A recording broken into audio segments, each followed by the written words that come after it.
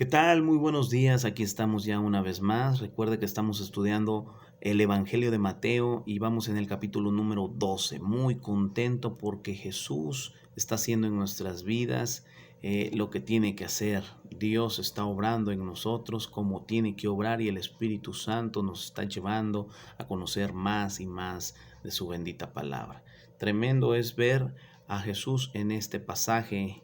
Trae 50 versículos, recuerda que en casa lo puedes estudiar con calma, subrayar las partes que más te han llamado la atención, meditar en la palabra de nuestro Dios, eso es importante, y ora para que Dios te revele su bendita palabra. Mira lo que dice: en aquel tiempo iba Jesús por los sembrados en un día de reposo, y sus discípulos tuvieron hambre y comenzaron a arrancar espigas y a comer. Viendo los fariseos le dijeron: he aquí, tus discípulos hacen lo que no es lícito hacer en el día de reposo. Pero él les dijo: ¿no habéis leído lo que hizo David cuando él y los que estaban con él tuvieron hambre?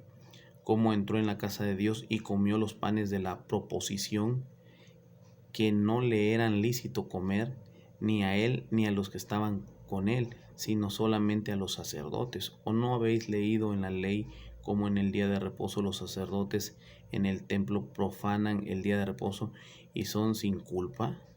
Pues os digo que uno mayor que el templo está aquí, refiriéndose a él.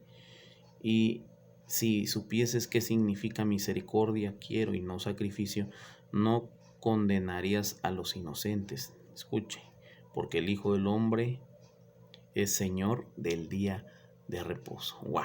¡Qué tremendo!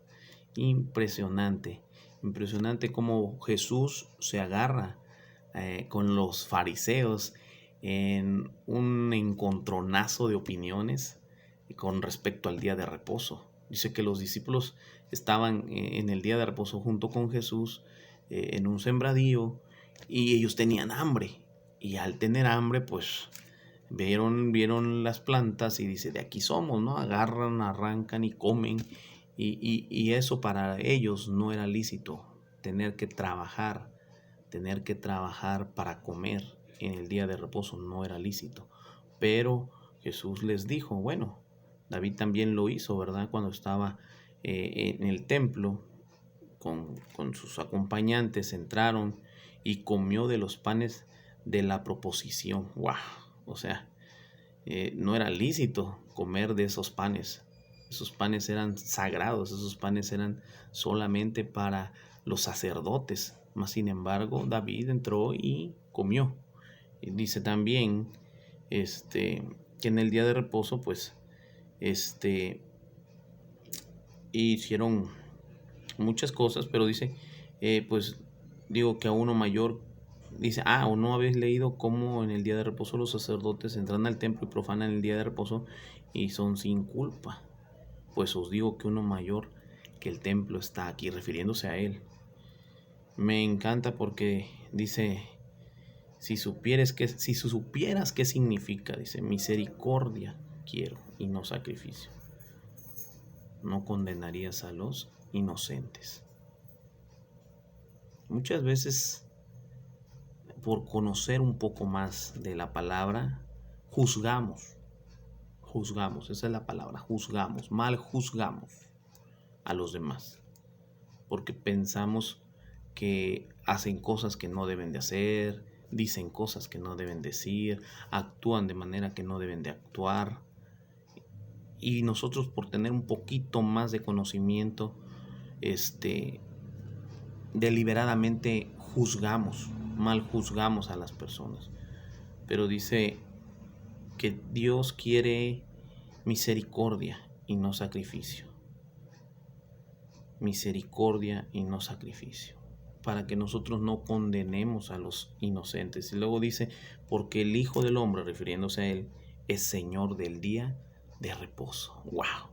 O sea, es impresionante porque cualquiera diría: no, es que hay cosas que en el día de reposo no se pueden hacer. Mas sin embargo, Jesús puede hacer lo que Él quiera porque Él es el dueño del día de reposo. Él es el dueño del día de reposo. Él es el reposo. Dice uno mayor que el templo está aquí. El templo era tipología de Cristo. Todo lo que estaba en el templo representaba a Jesucristo. Todo. Entonces es necesario que nosotros encontremos el descanso en Jesús, no en otras cosas. Nuestro descanso y nuestro reposo es Cristo.